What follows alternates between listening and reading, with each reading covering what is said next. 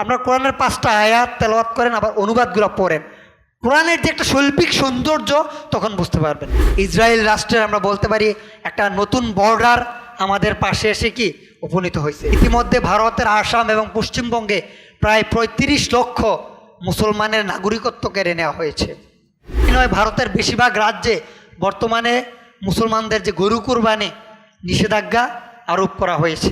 আমরা ইতিহাসগুলো জানা দরকার এই জন্যে যে আমাদের পূর্বপুরুষরা এই কুরবানির জন্যে যে ত্যাগ স্বীকার করেছে, যে রক্তদান করেছে, আমরা যদি ইতিহাস না জানি আগামীর দিনে এই ভূখণ্ডে ইসলামকে টিকিয়ে রাখার জন্যে স্যাক্রিফাইস করার মানসিকতা আমাদের মাঝে কি কখনোই লালিত হবে না। তখন ওই রাজা ওই শেখ বুরহানুদ্দিনের বাড়িতে আসে তার সৈন্য সামন্ত নিয়ে, অতঃপর গরু জবে করার কারণে শেখ বুরহানুদ্দিনের যে শিশুপুত্র 7 দিনের ভূমিষ্ঠ সন্তান, ওই সন্তানের হাতের কবজি কেটে নিয়েছিল। এটা হচ্ছে এই ভূখণ্ডের মুসলমানদের গরু কুরবানির রীতি। আর এই ইংরেজদের এবং হিন্দু জমিদারদের বিরুদ্ধে যারা বিদ্রোহ করেছিল, যারা জিহাদ ঘোষণা করেছিল, তারা হচ্ছিলেন আহলুল হাদিস, বিভিন্ন মুজাহিদরা।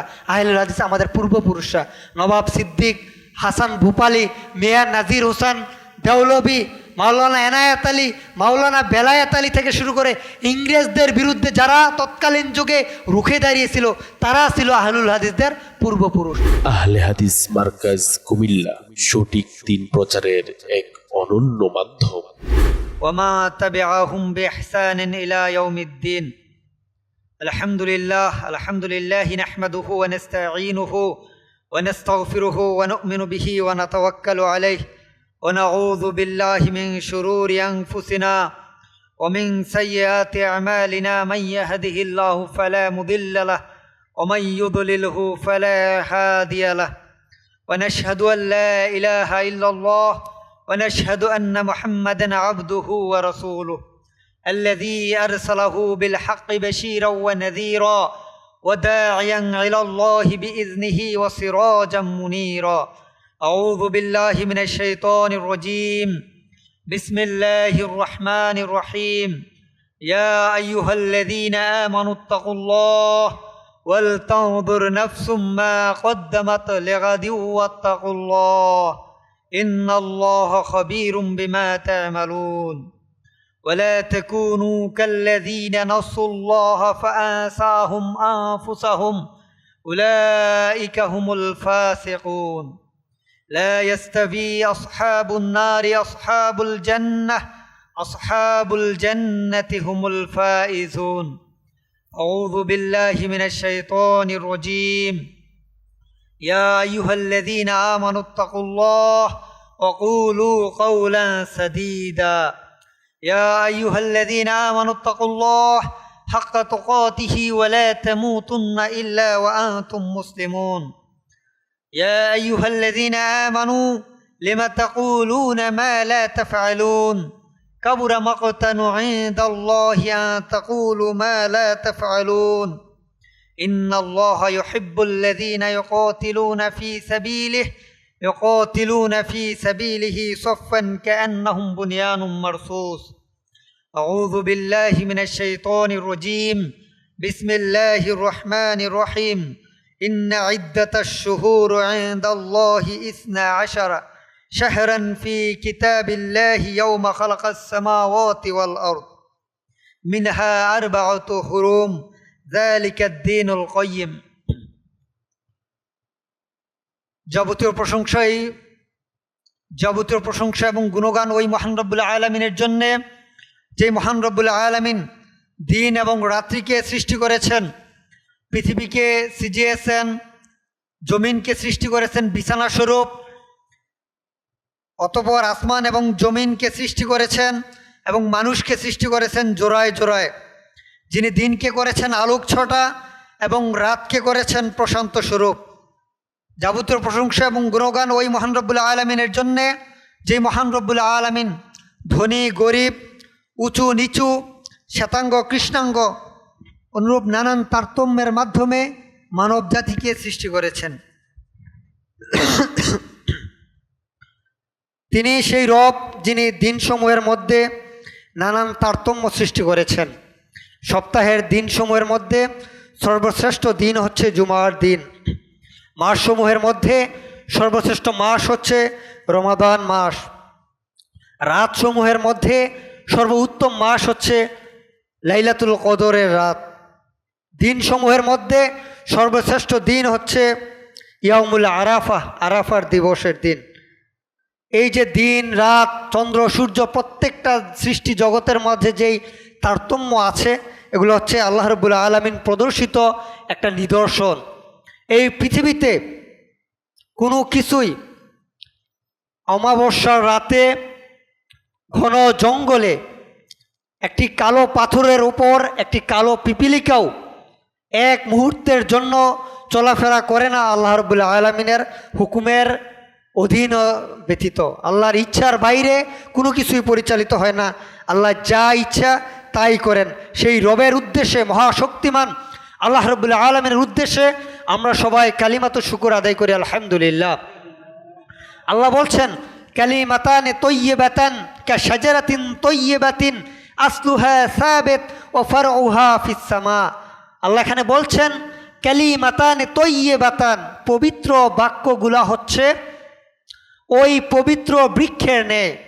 কাশাজারাতিন তয়্যিবাতিন, এই পবিত্র জিকির পবিত্র বাক্যগুলো হচ্ছে ওই পবিত্র বৃক্ষের ন্যায়। আসলুহা সাবিত ওয়া ফারউহা ফিস সামা, যে বৃক্ষগুলার শিকড় জমিনে এবং শাখা প্রশাখা আসমান পর্যন্ত বিস্তৃত। সুবহানাল্লাহ। অর্থাৎ আমরা যখন আল্লাহ রাব্বুল আলামিনের প্রশংসা করার জন্যে সুবহানাল্লাহ, আলহামদুলিল্লাহ, আল্লাহু আকবার এই জিকির সমূহ পাঠ করি, তেলাওয়াত করি, এগুলা এতই ফজিলতপূর্ণ যে এগুলার শিকড় জমিনে কিন্তু শাখা প্রশাখা আসমান পর্যন্ত বিস্তৃত। সুবহানাল্লাহ। বান্দা যখন একবার সুবহানাল্লাহ, আলহামদুলিল্লাহ, আল্লাহু আকবার এই জিকির সমূহ পাঠ করে আল্লাহর তাকবীর প্রদান করে, তখন আল্লাহ রাব্বুল আলামিন আসমান এবং জমিনের মাঝে যে ফাঁকা জায়গাগুলো আছে এগুলা নেক দ্বারা পূর্ণ করে দেন। বান্দা যখন একবার আল্লাহর জিকির করে সুবহানাল্লাহ, আল্লাহর বরত্ব ঘোষণা করে আল্লাহু আকবার বলে, এই জিকির সমূহ আল্লাহর উদ্দেশ্যে শত শত উট কুরবানি দেওয়ার মতোই ফজিলতপূর্ণ। বান্দা যখন আল্লাহর জিকির করে, আল্লাহর এই জিকির সমূহ মৌমাছির আকৃতি দান করে, মৌমাছির আকৃতি লাভ করে আল্লাহর আরশের চতুর্পাশে গুনগুন করে বলতে থাকে, আল্লাহ আপনার অমুক বান্দা আপনার জিকির করেছে। আর আল্লাহ রাব্বুল আলামিন তা ভুলে যান না। এজন্য আল্লাহ বলছেন, আলা বিযিক্রিল্লাহি তাতমাইন্না কুলুব, মুমিন যারা, মুমিনদের অন্তরগুলা আল্লাহর জিকিরের মাধ্যমে প্রশান্তি লাভ করে।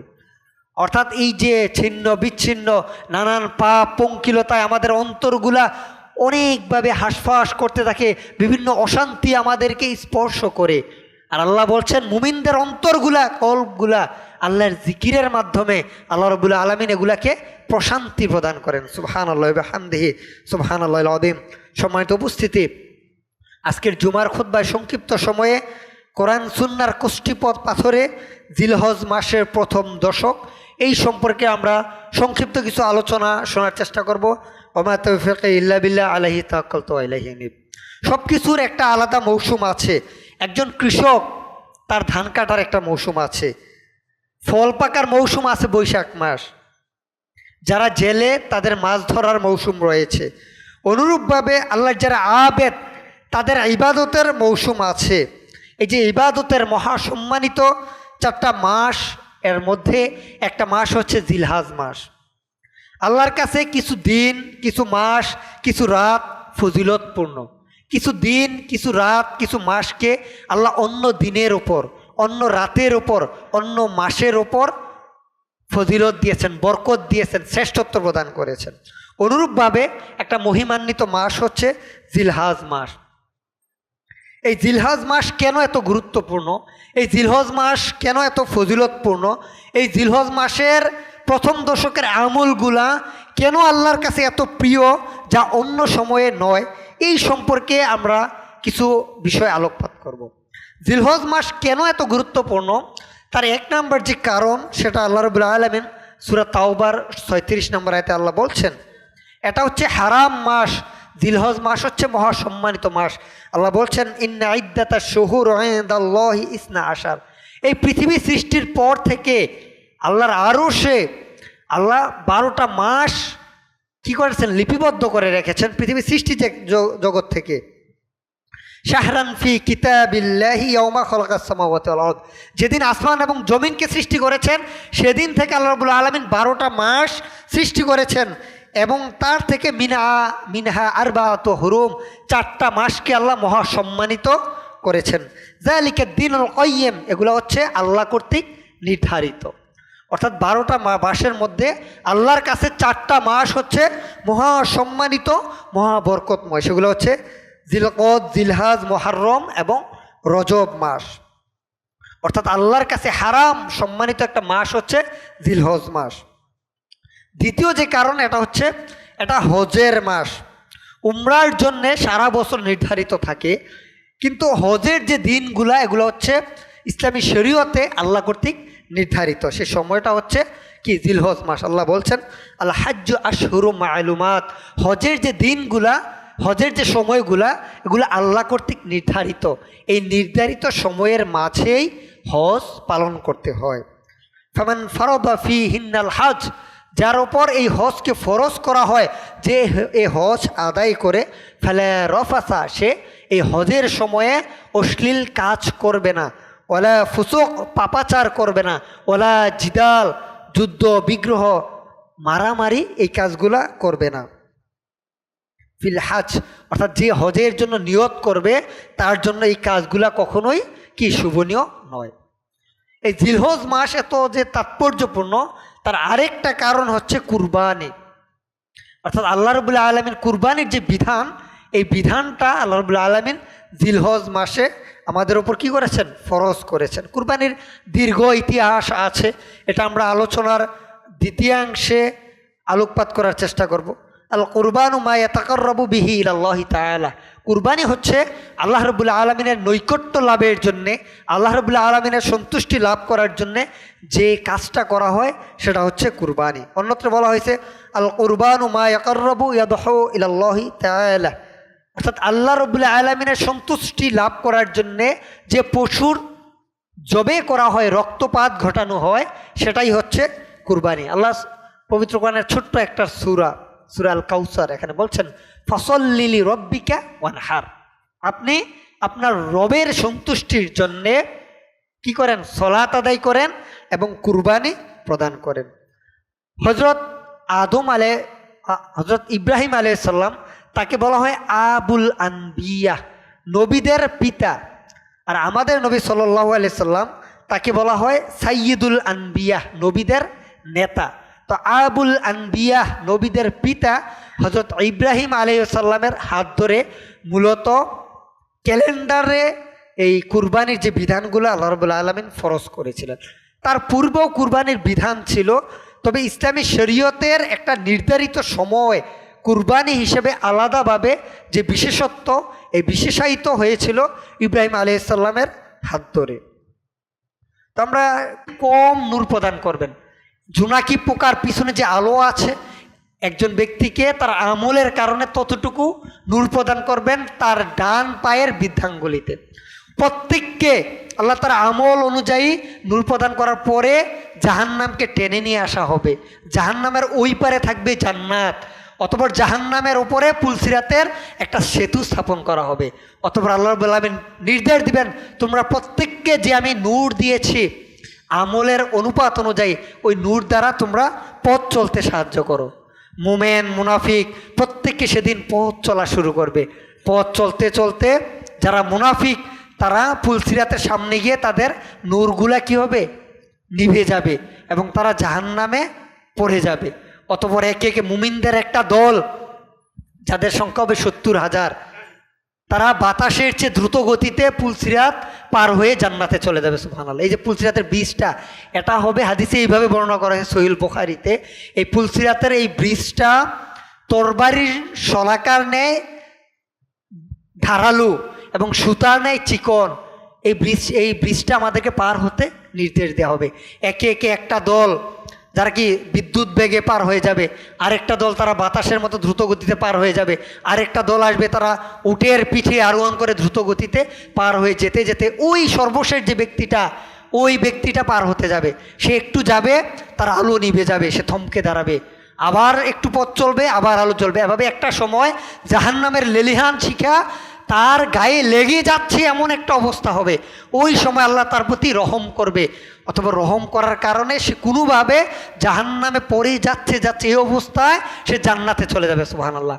অতঃপর সে বলবে আলহামদুলিল্লাহ আতানি আল্লাহু মা লাম ইয়াতি আহাদা, আল্লাহ আপনার প্রশংসা জ্ঞাপন করছি, আমার প্রতি এত অনুগ্রহ করা হয়েছে, মানব জাতির ইতিহাসে ইতিপূর্বে কারুর প্রতি এত রহম করা হয় নাই। সুবহানাল্লাহ। আর আল্লাহ এটাই কোরআনে বলছেন, আল্লাযী খলাকাল মাউতা ওয়াল হায়াতা লিয়াবলুয়াকুম আইয়ুকুম আহসানু আমালা, তিনি জীবন এবং মৃত্যুকে সৃষ্টি করেছেন এই জন্যে যে, এই পরীক্ষা করার জন্যে যে আইয়ুকুম আহসানু আমালা, তোমাদের মাঝে কে উত্তম আমল করেছে। আল্লাহ অন্যত্র আল্লাহ সূরা হাশরের মধ্যে বলছেন, ইয়া আইয়ুহাল্লাযীনা আমানুত্তাকুল্লাহ ওয়াল তানজুর নাফসুম মা কদ্দামাত লিগাদিন ওয়াত্তাকুল্লাহ। এই আয়াতের শুরুতে এবং শেষে আল্লাহ তো কোরআনের আয়াতগুলোকে আল্লাহ আমাদের সাথে কনভারসেশন করতেছেন, কথা বলতেছেন। তো আল্লাহ আমাদের সাথে কথা বলতেছেন, কি বলতেছেন? আয়াতের শুরুতে এবং শেষে বলতেছেন, হে ইমানদারগণ তোমাদের উচিত আল্লাহকে ভয় করা।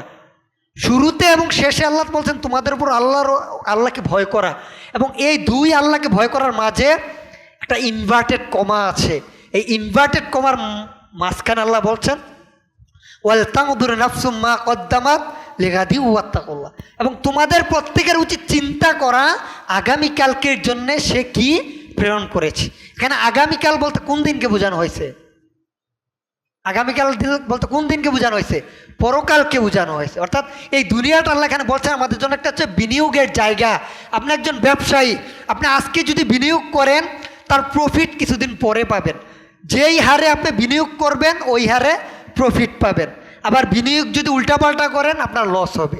এই দুনিয়াটা হচ্ছে আমাদের জন্য একটা বিনিয়োগের জায়গা। আপনি এখানে আমলের, কর্মের মাধ্যমে, ঈমান এবং আমলের মাধ্যমে বিনিয়োগ করতে হবে।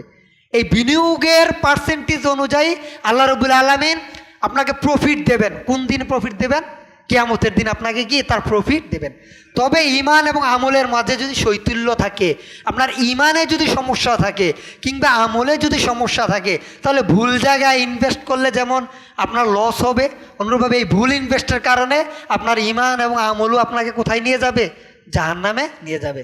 আর আল্লাহ তার পরেতে এটাই বলতেছেন, ওয়ালা তাকুনু কাল্লাযীনা নাসুল্লাহ ফাআনসাহুম আনফুসাহুম উলাইকা হুমুল ফাসিকুন, আর তোমরা তাদের মতো হয়ো না, খবরদার, যারা আল্লাহকে ভুলে গেছে। ফলশ্রুতিতে আল্লাহও তাদেরকে ভুলে গেছে। আচ্ছা, আল্লাহ যদি আমাদের কাউকে ভুলে যায়, আমাদের কোন বাঁচার পথ আছে? বাঁচার যে কোনো পথ নাই। তার পরের রাতে আল্লাহ বলে দিচ্ছেন। কোরআনের কিন্তু একটা শৈল্পিক সৌন্দর্য আছে। আপনারা যদি কোরআন তেলাওয়াত করেন, আমি অনুরোধ করবো মোহতারাম আমিরে জামাত ডক্টর আসাদুল্লাহ গালিব স্যারের তর্জমাতুল কোরআন আছে একটা, কোরআন এবং তার সহজ অনুবাদ আছে। আপনার কোরআনের 5টা আয়াত তেলাওয়াত করেন, আবার অনুবাদগুলো পড়েন, কোরআনের যে একটা শৈল্পিক সৌন্দর্য তখন বুঝতে পারবেন। তারপরে আল্লাহ কি বলছেন? লা ইয়াস্তাবি আসহাবুন নার লি আসহাবুল জান্নাহ, যারা জান্নাতের অধিবাসী এবং যারা জাহান্নামের অধিবাসী তারা কখনোই সমান নয়। আসহাবুল জান্নাতি হুমুল ফাইজুন, যারা জান্নাতের অধিবাসী প্রকৃতার্থে তারাই হচ্ছে সফল কাম। আমরা দুনিয়াতে সবাই সফল কাম হতে চাই। দুনিয়াতে আমাদের সফলতার মানদণ্ড হচ্ছে সামনে কুমিল্লা সিটি কর্পোরেশন নির্বাচনে যে প্রথম হবে সে সফল, যারা গত 12 ফেব্রুয়ারি ইলেকশনে জিতছে, যারা সরকার গঠন করছে তারা সফল, যারা পৃথিবীতে অনেক বেশি সেলিব্রিটি, যারা অনেক বেশি জনপ্রিয়, যাদের অনেক ধন সম্পদ আছে, আমরা তাদেরকে সফল মনে করি। আসলে এটা সফলতার মানদণ্ড না। সফলতার মানদণ্ড আল্লাহ বলছেন লা ইয়াস্তাবি আসহাবুন নার আসহাবুল জান্নাহ আসহাবুল জান্নাতি হুমুল ফাইজুন, যারা জান্নাতের অধিবাসী হলো, কিয়ামতের দিন আল্লাহ যাদেরকে বলবেন যে তুমি জান্নাতের অধিবাসী, তারাই হচ্ছে প্রকৃতার্থে সফল কাম। আল্লাহ রাব্বুল আলামিন আমাদেরকে সত্যিকার অর্থে সফল কাম হওয়ার তৌফিক দান করুক, আল্লাহুম্মা আমিন। সম্মানিত উপস্থিতি, জিলহজ মাসের প্রথম দশকের অনেকগুলো আমল আছে। 1 নম্বর যে আমল সেটা হচ্ছে হজ পালন করা। 2 নম্বর যে আমল সেটা হচ্ছে ঈদুল আজহার সালাত আদায় করা। 3 নম্বর যে আমল সেটা হচ্ছে কুরবানি করা। যাদের সামর্থ্য আছে তারা কুরবানি করবে। হাদিসে এইভাবে বলা হয়েছে যার সামর্থ্য আছে কিন্তু কুরবানি করলো না সেজন্য ঈদগাহে না যায়। 4র্থ যে আমল সেটা হচ্ছে ইয়ামুল আরাফার দিনে সিয়াম পালন করা, জিকির করা, বিশেষ করে তাকবীর পাঠ করা 9 জিলহজ থেকে 13ই জিলহজ আসর পর্যন্ত আল্লাহর যে তাকবীর বরত্ব পাঠ করে, এই বরত্বর ফজিলত আমি আমার খুতবার প্রথম অংশে আলোচনা করেছি।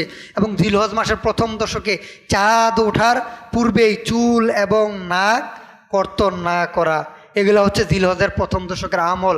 আরও অনেকগুলো আমল আছে, সদাকা করা, আল্লাহর কাছে দোয়া করা, তাওবা করা, ইস্তেগফার করা, নফল সলাত আদায় করা, নফল যে আমলগুলো আছে এগুলো বেশি বেশি আদায় করা, এগুলো হচ্ছে জিলহজ মাসের কি প্রথম দশকের আমল।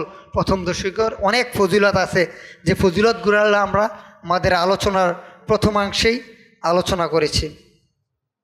সম্মানিত উপস্থিতি, আমাদের সামনে কুরবানি আসছে। এই কুরবানির অনেক ইতিহাস আছে।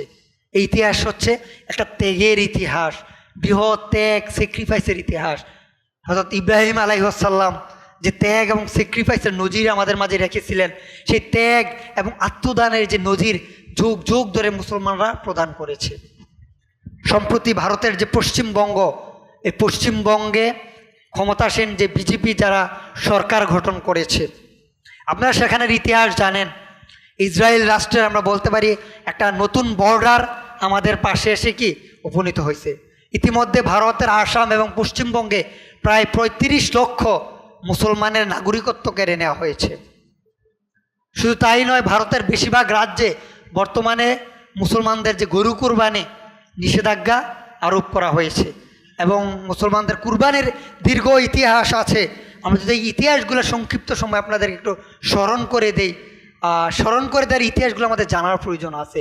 আমরা ইতিহাসগুলো জানা দরকার এই জন্যে যে আমাদের পূর্বপুরুষরা এই কুরবানির জন্যে যে ত্যাগ স্বীকার করেছে, যে রক্তদান করেছে, আমরা যদি ইতিহাস না জানি আগামীর দিনে এই ভূখণ্ডে ইসলামকে টিকিয়ে রাখার জন্যে স্যাক্রিফাইস করার মানসিকতা আমাদের মাঝে কি কখনোই লালিত হবে না।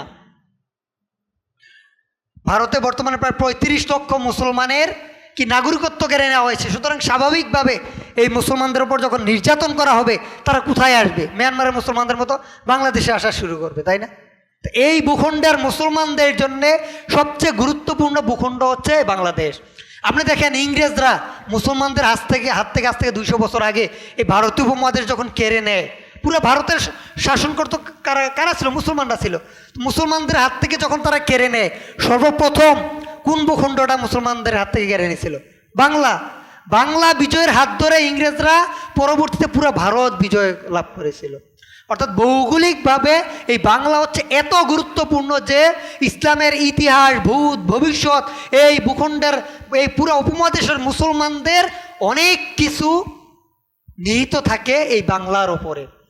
আজ থেকে প্রায় 800 বছর পূর্বে আজকের যে সিলেটের তখন একজন অত্যাচারী হিন্দু রাজা ছিলেন। ওই হিন্দু রাজার আমলে একজন মুসলমান শেখ বুরহানুদ্দিন, তিনি ইসলাম প্রচার করতেন। ইসলাম প্রচার করতে গিয়ে সিলেটের বিভিন্ন ভূখণ্ডে ইসলামের দাওয়াত দিতেন তাওহীদের। একদিন তার শিশুপুত্র জন্মলাভ করলো। শিশুপুত্রর কুরবানি উপলক্ষে, আকিকা উপলক্ষে তিনি গরু কুরবানি দিয়েছিলেন। অতঃপর এই ঘটনা, একটা কাক ওই যে গরুর যে বিভিন্ন মাংস ওই তৎকালীন রাজপ্রাসাদে নিয়ে যায়। তো ওই রাজার কাছে এই খবর আসে যে মুসলমানরা গরু কুরবানি দিয়েছে। তখন ওই রাজা ওই শেখ বুরহানুদ্দিনের বাড়িতে আসে তার সৈন্য সামন্ত নিয়ে। অতঃপর গরু জবে করার কারণে শেখ বুরহানুদ্দিনের যে শিশুপুত্র, 7 দিনের ভূমিষ্ঠ সন্তান, ওই সন্তানের হাতের কবজি কেটে নিয়েছিল। এটা হচ্ছে এই ভূখণ্ডের মুসলমানদের গরু কুরবানির ইতিহাস। ইংরেজরা যখন এই ভূখণ্ডে 200 বছর শাসন করেছে, তখন হিন্দু জমিদার এবং ইংরেজরা সমন্বিতভাবে এই ভূখণ্ডে মুসলমানদের উপর বিভিন্ন জুলুম নির্যাতন করেছিল। তাদের জুলুম নির্যাতনের বিরুদ্ধে সবচেয়ে বড় যে একটা কাজ ছিল সেটা হচ্ছে এই ভূখণ্ডের মুসলমানদেরকে তারা গরু কুরবানি দিতে বিরত রাখতো। তারা বাধ্য করতো মুসলমানরা যেন গরু কুরবানি না দিতে পারে। আর এই ইংরেজদের এবং হিন্দু জমিদারদের বিরুদ্ধে যারা বিদ্রোহ করেছিল, যারা জিহাদ ঘোষণা করেছিল, তারা হচ্ছিলেন আহলুল হাদিস, বিভিন্ন মুজাহিদরা। আহলুল হাদিস আমাদের পূর্বপুরুষরা, নবাব সিদ্দিক, হাসান ভূপালি, মেয়ার নাজির হোসেন দেওলভি, মাওলানা এনায়েত আলী, মাওলানা বেলায়েত আলী থেকে শুরু করে ইংরেজদের বিরুদ্ধে যারা তৎকালীন যুগে রুখে দাঁড়িয়েছিল তারা ছিল আহলুল হাদিসদের পূর্বপুরুষ। আমরা কিন্তু আমাদের পূর্বপুরুষদের এই ঘটনাগুলো জানি না। আমাদের এই পূর্বপুরুষরা এই ভূখণ্ডে শুধু কুরবানি নয়, ইসলামকে তাওহীদকে টিকিয়ে রাখার জন্যে সবচেয়ে বেশি কুরবানি, সবচেয়ে বেশি ত্যাগ দিয়েছিল আমাদের পূর্বপুরুষরা। অথচ আজকের দিনে আমাদেরকে বলা হয় কি, আহলুল হাদিসরা কি 20 বছর 30 বছর আগে আসছে, আইসা কি এই দেশে ফিতনা সৃষ্টি করতেছে। অথচ তারা ইতিহাস জানে না। এই ভারতীয় উপমহাদেশের যত নিরপেক্ষ ইতিহাস গ্রন্থগুলা রচিত হয়েছে, সবগুলা ইতিহাস যদি কেউ সত্যিকার অর্থে পড়ে, তারা দেখবে ইতিহাসগুলো আহলুল হাদিসদের ইতিহাস। এই যে আজ থেকে প্রায় 150 বছর আগে ব্রিটিশদের বিরুদ্ধে সর্বপ্রথম যেই জিহাদি আন্দোলন হয়েছিল বালাকোটের ময়দানে 1831 সালে শাহ ইসমাইল শহীদ, 30,000 হাদিসের হাফেজ শাহ ইসমাইল শহীদ, তিনি কে ছিলেন? শাহ ইসমাইল শহীদের যে জিহাদি আন্দোলন, ব্রিটিশ বিরুদ্ধে জিহাদি আন্দোলন বাংলাদেশের ঢাকার বেরাইট থেকে শুরু করে পাকিস্তানের বালাকোট পর্যন্ত বিশাল সাম্রাজ্যে একটা জিহাদি নেটওয়ার্ক ছিল আহলুল হাদিসদের নেটওয়ার্ক। ব্রিটিশদের বিরুদ্ধে যারা জীবন দিয়েছে, ব্রিটিশদের বিরুদ্ধে যারা সংগ্রাম করেছে, আপনি যদি তাদের নামগুলা, তাদের নাম তো ইতিহাসে লিপিবদ্ধ আছে, তাদের জন্মস্থান ইতিহাসে লিপিবদ্ধ আছে, আপনি তাদের জন্মস্থানগুলোতে যান, দেখবেন আজকের দিন পর্যন্ত ওই জন্মভূমিগুলা আহলুল হাদিসদের এলাকা। রাজশাহী থেকে শুরু করে কুমিল্লা পর্যন্ত বাংলাদেশের প্রত্যেকটা ভূখণ্ডে যারা ব্রিটিশদের বিরুদ্ধে জীবন দিয়েছে, প্রত্যেক মুজাহিদের যে জন্মভূমি, আজ পর্যন্ত তারা আহলুল হাদিস হিসাবে গৌরবান্বিত একটা ইতিহাস আছে। কিন্তু আমরা আমাদের ইতিহাস কিন্তু জানি না। তো বলছিলাম যে কুরবানির যে অনেক ইতিহাস আছে, হযরত ইব্রাহিম আলাইহিস সালাম থেকে শুরু করে আজ পর্যন্ত এই ভূখণ্ডের মুসলমানরা বিভিন্ন ত্যাগ স্বীকার করে যাচ্ছে। আবার এই কুরবানির অনেক গৌরবোজ্জ্বল অধ্যায়ও আছে। আমাদের নবী সাল্লাল্লাহু আলাইহি সাল্লাম তিনি তার নিজের জন্যে এবং তার উম্মতের জন্যে কুরবানি করতেন। হযরত ওমর রাদিয়াল্লাহু আনহু খুলাফায়ে রাশেদার আমলে তিনি পুরো উম্মার পক্ষ থেকে কুরবানি করতেন। আমিরুল মুমিনিন উমাইয়া খলিফা হযরত আমির মুআবিয়া রাদিয়াল্লাহু আনহু তিনি তার সাম্রাজ্যের সময় মুসলিম উম্মার পক্ষ থেকে একাই 70,000 উট কুরবানি করতেন, সুবহানাল্লাহ। এবং এই উটের মাংস পুরো সিরিয়ার যত গরিব মানুষ আছে তাদের মধ্যে বিলি করে দিতেন। উমাইয়া, আব্বাসী এবং মুসলিম স্পেন বিভিন্ন সময়ে মুসলমানদের কুরবানির অনেক গৌরবোজ্জ্বল অধ্যায় আছে। এই কুরবানির সময়গুলোকে মুসলমানরা বিশেষ উৎসব আমেজ হিসাবে মুসলমানরা এই সময়গুলোতে পালন করত। সর্বশেষ সম্রাট আওরঙ্গজেব এই ভারত উপমহাদেশে বিভিন্ন মুসলিম যে সাম্রাজ্য ছিল, ওই মুসলিম শাসন আমলে বিভিন্ন সময় বিভিন্ন উৎসব আমেজের সাথে কুরবানি মুসলমানরা করত। কিন্তু পরবর্তীতে আজকের দিনে যখন হিন্দু আধিপত্য শুরু হয়, তখন আমরা বাংলাদেশে আজকে অনেক সুশীলরা বলে থাকি যে কি কুরবানি দেওয়ার দরকার কি, যে এটা যেহেতু একটা ধর্মের সাথে সাংঘর্ষিক, তাহলে মুসলমানরা গরু কুরবানি না দিয়ে অন্য কিছু দিলেও তো পারে। আবার অনেক সময় সেকুলাররা কি বলে যে দেশে বন্যা হয়েছে, সুতরাং আসুন বন্যার অর্থটা আমরা কি করি, কুরবানি না দিয়ে গরিব দুঃখীদের কাছে দিয়ে দেয়। এই ধরনের অনেক কথা কাল্পনিক নিয়ে আসে। আবার বলা হয় কি মানে পশু হত্যার এটা নাকি কি একটা মহা উৎসব। এই জাতীয় অনেক কথা নাস্তিক্যবাদী শক্তিরা আমাদের কাছে পর চাপিয়ে দেয়। আসলে তারা জানে না এটা হত্যা নয়, কুরবানি হচ্ছে সত্যাগ্রহ শক্তির উদ্বোধন। হযরত ইব্রাহিম আলাইহিস সালাম কি তিনি তাওহীদ এবং শিরকের বিরুদ্ধে আপোষহীন ঘোষণা প্রদান করে তার হাত ধরে আল্লাহ রাব্বুল আলামিন কি এই কুরবানির বিধানটাকে আমাদের ওপর নাজিল করেছিলেন। সময়ত উপস্থিতি, ইদানিং আমাদের মাঝে আরেকটা সমস্যা দেখা দেয়, সেটা হচ্ছে আরাফার দিনের সিয়ামটা আমরা কোন দিনে পালন করব। এটা অনেকে বলে যে আপনারাই তো বলেন যে চাঁদ দেখে সিয়াম পালন করো, চাঁদ দেখে সিয়াম ভাঙ্গো, তাহলে আরাফার সিয়াম আমরা কোন দিন পালন করব, বাংলাদেশের দিনে না আরবের দিনে? এই জাতীয় অনেক কথা হয়। আমাদেরকে সিয়ামের যে তাৎপর্যপূর্ণ বিষয়গুলা আমাদেরকে একটু বুঝতে হবে। সিয়াম অনেক আছে, কিছু সিয়াম আছে এগুলা দিনের সাথে সম্পর্কিত। যেমন সপ্তাহে 2 দিন আমরা কি নফল সিয়াম পালন করি না? এই দিনগুলো হচ্ছে দিনে, এই সিয়ামগুলো হচ্ছে দিনের সাথে সম্পর্কিত। কিছু সিয়াম আছে এগুলা মাসের সাথে সম্পর্কিত। যেমন বছরে কিছু মাস আছে না, এই মাসগুলোতে আমরা নফল সিয়াম পালন করি, আশুরার সিয়াম, তারপরে প্রতি মাসের 13, 14, 15 আয়ামে বীজের সিয়াম, আবার এরকম অনেকগুলো সিয়াম আছে, এগুলো মাসের সাথে সম্পর্কিত।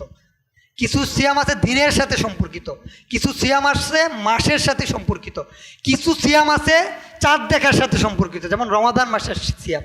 আবার কিছু সিয়াম আছে সেটা স্থানের সাথে সম্পর্কিত। ওটাকে বুঝাতে পারলাম? যেমন রাসূল সাল্লাল্লাহু আলাইহি ওয়াসাল্লাম বলছেন কি, যে খাইরু দোয়ায়ে ইয়াউমে আরাফা, উত্তম দোয়া হচ্ছে কি ইয়াউমে আরাফার দিবসের দোয়া। আরেকটা হাদিসে রাসূলুল্লাহ সাল্লাল্লাহু আলাইহি সাল্লাম আমাদেরকে বলছেন যে আশা করা যায় যে কেউ যদি আরাফার দিনে সিয়াম পালন করে তার পূর্ববর্তী এবং পরবর্তী 1 বছরের যত গুনাহ আছে আল্লাহ রাব্বুল আলামিন ক্ষমা করে দেন, সুবহানাল্লাহ। অর্থাৎ এই যে আরাফার সিয়ামটা, এটা একটা স্থানের সাথে সম্পর্কিত। সমস্ত পৃথিবীর মুসলমানরা যেই দিনটাতে একত্রিত হয় মূলত এই দিনটাই ফজিলতপূর্ণ, এবং জিলহজ মাসটা যে এত গুরুত্বপূর্ণ তার বড় একটা কারণ হচ্ছে এই আরাফার ময়দানে হাজিরা একত্রিত হয়। সুতরাং যেই দিনে হাজিরা আরাফার ময়দানে একত্রিত হয় আমরা ওই দিনেই আরাফার সিয়াম পালন করব, এটাই উত্তম, এটাই অধিক যুক্তিযুক্ত। এর বাইরে অনেক যুক্তি যারা অনেক কথা বলে, আমরা ওগুলাকে কারোর কথা উড়ে দিচ্ছি না, তবে এটাই হচ্ছে সবচেয়ে গ্রহণযোগ্য। তো আরাফার সিয়ামগুলো আমরা প্রত্যেকে ইনশাল্লাহ যথাসময়ে পালন করার চেষ্টা করব ইনশাআল্লাহ। সবিশেষ জুমার যে নির্ধারিত শিডিউল, এই শিডিউল অনুযায়ী আজকের জুমার খুতবা প্রদান করার কথা ছিল আমাদের সবার সম্মানিত খতিব প্রিয় ভাই মাওলানা আব্দুল ওয়াদুদ ভাই।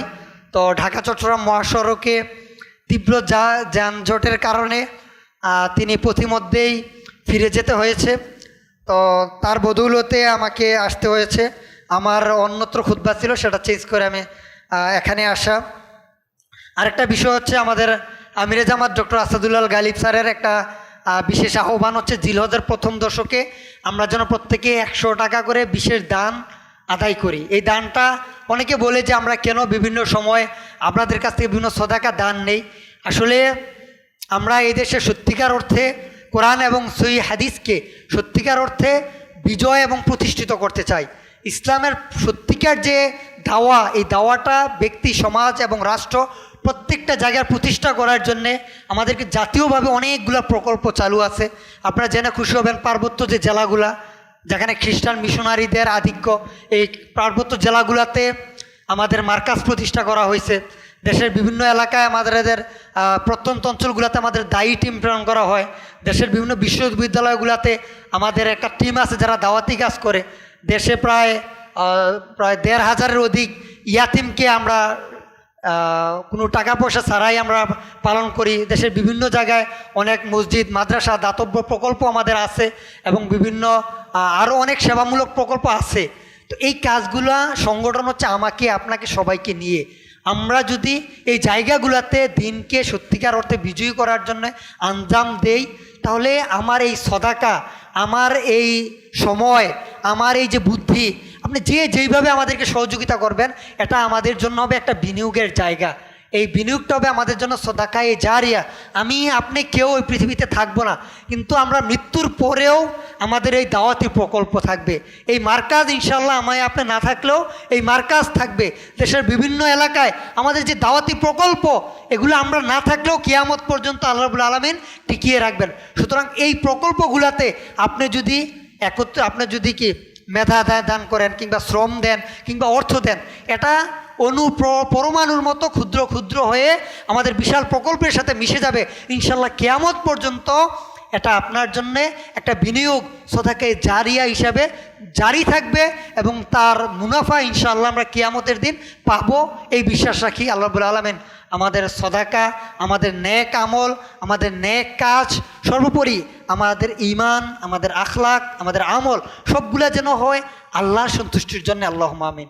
আমাদের প্রত্যেকটা কাজ যেন হয় আল্লাহর দেখানো পথে। আল্লাহ রাব্বুল আলামিন আমাদেরকে আল্লাহর দেখানো পথে, সিরাতাল মুস্তাকিমের পথে পরিচালিত হওয়ার তৌফিক দান করুক, আল্লাহুম্মা আমিন। সম্মানিত উপস্থিতি, আমরা প্রতি সেকেন্ডে 1,86,000 মাইল দ্রুত গতিতে মৃত্যুর দিকে অগ্রসর হচ্ছি। সুতরাং আসুন আমরা মৃত্যুবরণ করার পূর্বেই এই দুনিয়াতে পাথেয় সংগ্রহ করি। সত্যিকার রেশনাল পিপল হচ্ছে ওই ব্যক্তি যে মৃত্যুর পূর্বে দুনিয়াতে পাথেয় সংগ্রহ করে, যে বার্ধক্যের পূর্বে তার যৌবনের গনিমতকে কাজে লাগায়। সত্যিকার অর্থে আমরা যেন একটু বুদ্ধিমান সম্পন্ন মুমিন হই। আসুন, আমাদের জীবনে আর কয়টা সময় বাকি আছে, আর কয়টা সিজদায় বা আমরা দিতে পারবো আমরা কেউ জানি না।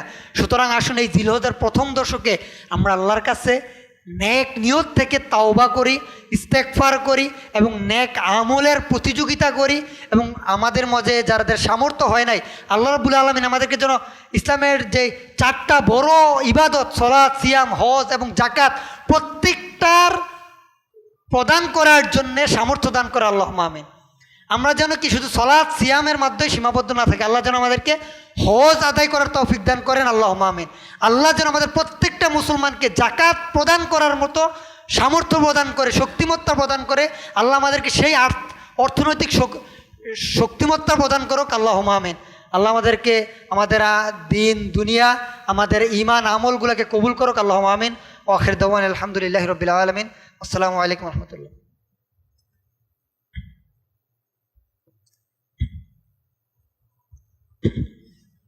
আলহামদুলিল্লাহ। কুরবানি সম্পর্কে বিস্তারিত আলোচনা হয়তো আরও একটা জুমা রয়েছেন, আমাদের সম্মানিত খতিবরা আলোচনা করবেন, আমরা সেদিকে যাচ্ছি না। তো জিলহজ মাস যে মহাসম্মানিত একটা মাসের মূল যে কারণ সেটা হচ্ছে ইসলামের যত ইবাদত আছে সবগুলা ইবাদত একত্রিত হয়েছিল এই জিলহজ মাসে। আপনি বছরের অন্য কোনো সময়ে হয়তো রমাদান মাসে সালাত আদায় করতে পারবেন, সিয়াম পালন করতে পারবেন, কিন্তু এই মাসে হজ করতে পারবেন না, কুরবানি করতে পারবেন না। অন্যান্য মাসে কোনো সময়ে কি আমরা যাকাত আদায় করি, কোনো সময় সিয়াম পালন করি, কোনো সময় কি সারা বছর সালাত আদায় করি, কোনো সময় সাদাকা করি, মানে এক এক সময় এক একটা আমল ফজিলতপূর্ণ। কিন্তু জিলহজ মাস হচ্ছে এমন একটা মাস যে মাসে ইসলামের যত মৌলিক ইবাদত আছে সবগুলা ইবাদত একত্রিত হয়েছে জিলহজ মাসে। সুবহানাল্লাহ। অর্থাৎ ইসলাম হচ্ছে একটা জ্ঞান ভিত্তিক জীবন ব্যবস্থা। এই জ্ঞান ভিত্তিক জীবন বা ব্যবস্থা ইসলামের যত কৃষ্টি কালচার, যত ইবাদত, যত সুন্নাহ, যত ফরজিয়াত, যত বিধান সবগুলার সমবেত। আমরা সপ্তাহে একদিন জুমার দিনে সবাই একত্রিত হই, বছরে একদিন আরাফার দিনে পৃথিবীর সকল মুসলমানরা একত্রিত হয়। অনুরূপভাবে বছরের একটা মাস জিলহজ মাস, এই জিলহজ মাসের প্রথম দশকে ইসলামের যত ইবাদত আছে সবগুলো একত্রিত হয়েছে। ইসলামের যত কৃষ্টি কালচার আছে, ইসলামের যত সংস্কৃতি আছে, আল্লাহ রাব্বুল আলামিন সবগুলাকে একত্রিত করে দিয়েছেন এই জিলহজ মাসে। সুবহানাল্লাহ। অর্থাৎ সালাত, সিয়াম, হজ, সাদাকা, আরাফা, কুরবানি শুরু করে যত ইবাদত সবগুলা ইবাদতের একটা সম্মেলন ঘটেছে, একটা কনফারেন্স ঘটেছে এই জিলহজ মাসে। ইবনে হাজার আসকালী রহিমাহুল্লাহ বলছেন জিলহজের প্রথম দশক বিশেষ গুরুত্বপূর্ণ এই জন্যে যেহেতু ইসলামের সকল মৌলিক ইবাদত এই মাসের প্রথম দশকে একত্রিত হয়েছে। আপনি বছরের অন্য কোনো সময়ে হজ আদায় করতে পারবেন না, আপনি বছরের অন্য কোনো সময়ে কুরবানি করতে পারবেন না, কিন্তু সালাত, সিয়াম, হজ, যাকাত, কুরবানি সব কিছু আদায় করতে পারবেন জিলহজের প্রথম দশকে। এই জন্যে আল্লাহ রাব্বুল আলামিন যে 12টা যে মাস আছে, বছরের বাকি যে সময়গুলো আছে, বছরের বাকি যে দিনগুলো আছে সবগুলার উপরে শ্রেষ্ঠত্ব দান করেছেন জিলহজ মাসের প্রথম দশক। এই মাসটা গুরুত্বপূর্ণ হওয়ার আরেকটা কারণ হচ্ছে কোরআন এবং হাদিসকে আল্লাহ রাব্বুল আলামিন চূড়ান্ত যে সংবিধান, এই সংবিধান ঘোষণাটা করেছেন এই জিলহজ মাসে। এই জিলহজ মাসে বিদায় হজের ভাষণে রাসূলুল্লাহ সাল্লাল্লাহু আলাইহি সাল্লাম বলেছিলেন, তারাকতু ফীকুম আমরাইন লান তাদিল্লু মা তামাসসাকতুম বিহিমা কিতাবাল্লাহি ওয়া সুন্নাতিন নবী। আজকের দিনে আমি তোমাদের জন্যে দুটা বিষয় রেখে যাচ্ছি, তোমরা যদি এগুলাকে আঁকড়ে ধরতে পারো তাহলে কেউ তোমাদেরকে ক্ষতিগ্রস্ত করতে পারবে না। এই দুটা জিনিস কি? কিতাবাল্লাহি ওয়া সুন্নাতিন নবী, আল্লাহর কিতাব কোরআন এবং রাসূলুল্লাহর সুন্নাহ। অর্থাৎ পবিত্র কোরআন এবং সহিহ হাদিস আমার সামগ্রিক জীবনে, আমার জীবনের প্রতিটা সময়ে, প্রতিটা মুহূর্তে, আমি যেখানেই থাকি না কেন, যেখানেই নিজেকে অতিবাহিত করি না কেন, পবিত্র কোরআন এবং সহিহ হাদিসের সামনে আমাকে আত্মসমর্পণ করতে হবে। আর এই বিধানটা আল্লাহর নবী সাল্লাল্লাহু আলাইহি সাল্লাম জিলহজ মাসে বিদায় হজের ভাষণে আমাদের জন্য নির্ধারণ করে দিয়েছে। সুতরাং আমরা কোরআন এবং হাদিস এ দুটাকে রেখে দিয়ে বাপ দাদা রসম রেওয়াজ মাযহাব থেকে শুরু করে বিভিন্ন যে তরিকা যত কিছু আছে আমরা কোনো কিছুর বিরোধিতা করব না, তবে আমরা এগুলার সাথে